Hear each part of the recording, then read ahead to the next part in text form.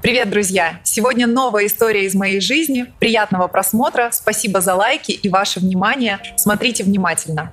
Я обещала, что следующая серия будет самой тяжелой. Это не та серия. Та еще впереди, про конец Синтры. И я подойду к ней, когда буду готова произнести это вслух. А пока короткая глава, которая случилась раньше, чем я ожидала, и вместе, где я меньше всего ждала опасности. Часть 1. Япония. 2010 года. Синтра. Все еще хорошо, все еще спокойно. Но раз в год Мигель закрывал кафе на 2 недели. У него был партнер, который подменял его, старый друг из Лиссабона. И раз в год мы позволяли себе настоящий отпуск. В тот год я попросила Японию. Не знаю почему. Может, потому что это была единственная точка на карте, которая не была связана ни с одной из моих прошлых жизней. Ни Максима, ни цыгана там не было. Ни венского склада, ни берлинской кухни. Чистый лист, Мигель не возражал. Мы прилетели в Осаку, оттуда, в Киото. Первая неделя была именно такой, какой и должен быть отпуск. Храмы, сады, тишина, которая в Японии устроена иначе, чем в Европе. Она там архитектурная, продуманная, она часть дизайна пространства. Я влюбилась в эту страну за 5 дней. На 6-й день все изменилось. Часть 2. Район Гион. Гион – старый квартал Киото, известный своими традиционными домами, узкими улочками и тем, что там до сих пор можно встретить гейш и майка, идущих на вечерние встречи. Мы гуляли там вечером как туристы, как и все остальные с телефонами наготове, фотографируя деревянные фасады чайных домов. Я заметила группу мужчин, выходящих из одного из таких домов. 5 или 6 в дорогих темных костюмах держались с той особой неторопливостью людей, которых не торопят. У одного я заметила случайно, на долю секунды манжета рубашки чуть отошла, и под ней виднелась татуировка. Не маленькая, аккуратная татуировка туриста, а большая, многоцветная, явно покрывающая всю руку традиционный японский стиль иридзуми. Я не задержала взгляд специально. Просто посмотрела, как смотрят на что-то яркое и необычное. Может, секунду, может 2. Этого было достаточно. Один из мужчин, тот, что шел чуть позади остальных, моложе, с коротко стриженной головой и шрамом над бровью, заметил мой взгляд. Остановился, посмотрел прямо на меня. В Японии, как я узнала позже, есть очень специфическая культурная вещь. Смотреть на якудза, особенно на их татуировки, считается серьезным нарушением негласного кодекса. Не потому, что это запрещено законом, а потому, что это считается как вызов, как намеренное проявление неуважения, как попытка запомнить лицо для полиции или для конкурентов. Я не знала об этом, я была просто туристкой, которая увидела красивую татуировку. Но он не знал, что я не знала. Часть 3. Узкая улица.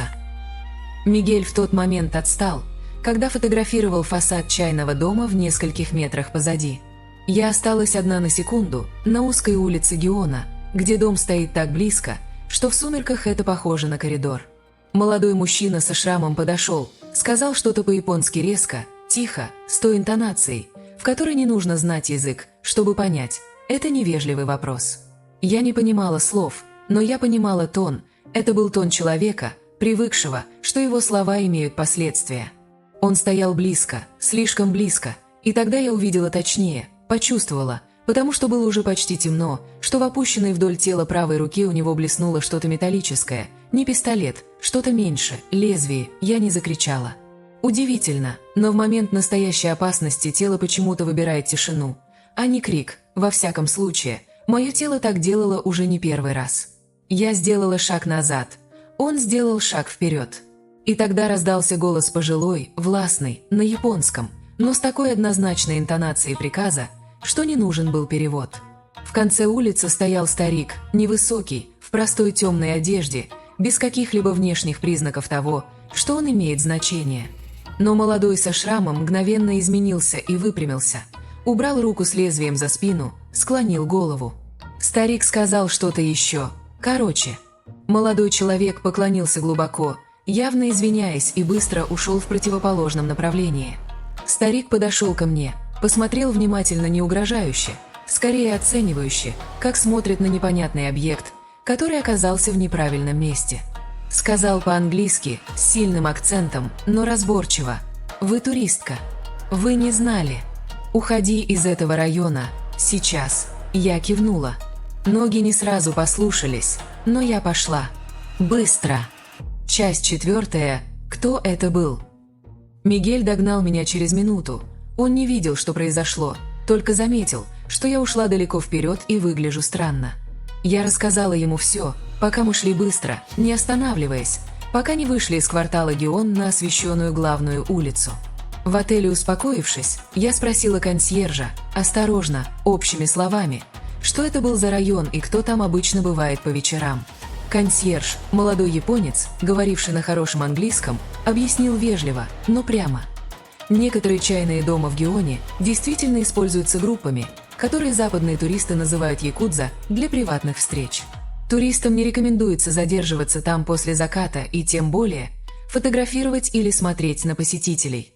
Я спросила, а старик, который остановил молодого человека, кто это мог быть? Консьерж посмотрел на меня дольше, чем требовал вопрос. Потом сказал тихо, если пожилой человек в такой ситуации может остановить молодого, одним словом это значит, что пожилой человек очень важен. Возможно, это глава клана, вам повезло, что он там был. Мне повезло. Это слово я слышала о себе уже много раз в разных городах на разных языках. Начинало казаться, что это не совпадение, а какая-то закономерность моей жизни – оказываться ровно там, где нужен один конкретный человек в одну конкретную секунду. Часть 5. Решение уехать. Мигель сказал прямо, нужно покинуть Киото. Не из паники, он редко паниковал, я уже это знала за 2 года совместной жизни. Но он сказал то, что я уже понимала сама. Вера, дело не в том, простит тебя тот молодой человек или нет. Дело в том, что ты не знаешь правил этой игры. А я не знаю тоже. Когда не знаешь правил, нужно выйти из комнаты. Это было почти буквально то, что я сама вывела для себя после истории в Париже 2 года спустя. Забавно, как уроки иногда повторяются в разных формулировках от разных людей, будто Вселенная пытается достучаться через того, кто рядом в эту секунду. Билетов на самолет в тот же день не было. Но был паром, а потом рейс из Фукуоки в Пусан, в Южную Корею. Мы выбрали этот маршрут, потому что он уходил быстрее всего и не требовал возвращения в Осаку, через территорию, которая теперь казалась нам не такой нейтральной, как раньше. Мы уехали из Киото на следующее утро. Часть 6. Пусан. Южная Корея встретила нас совершенно другой энергией, шумной, яркой, дружелюбной в том открытом, немного агрессивном смысле, в котором умеет быть дружелюбной только Азия больших городов. Мы провели в Пусане 4 дня, оставшуюся часть отпуска. Гуляли по рыбному рынку Чигальчхи, ели на улице, поднимались на гору Тхэджанде, смотреть на океан. Это было странное чувство, облегчение, смешанное с легким стыдом. Стыдно было не за страх, стыдно было за то, что я снова, в который раз, привезла куда-то опасность одним взглядом, одним мгновением неосторожности, и снова кто-то незнакомый помог мне выйти из ситуации, которую я сама не до конца понимала. В последний вечер в Пусане Мигель сказал то, что я запомнила надолго. «Знаешь, в чем твоя странность? Ты не притягиваешь опасность, ты притягиваешь людей, которые умеют ее остановить в нужную секунду каждый раз. Это не везение, это что-то другое». Я спросила, что именно? Он подумал и сказал, «Может быть, ты просто умеешь видеть в людях то, что заставляет их захотеть тебе помочь. Даже за секунду до того, как ты понимаешь, что тебе нужна помощь. Я не знаю, правда это, или просто красивые слова человека, который меня любил. Но мне нравится в это верить». Мы вернулись в Синтру через неделю. Кафе работало без нас все эти дни. Партнер Мигеля справился отлично. Я больше никогда не была в Японии, не потому что боюсь, даже наоборот. Я часто думаю, что хотела бы вернуться, увидеть Киото снова, на этот раз, зная правила. Просто жизнь не предложила такой возможности. А я давно перестала бежать за возможностями, которые жизнь не предлагает сама. Это была 7-я исповедь. Я Вера Ланская. Следующая серия действительно та самая, тяжелая, о конце Синтры. В этот раз я больше не могу откладывать, обещаю. Только правда.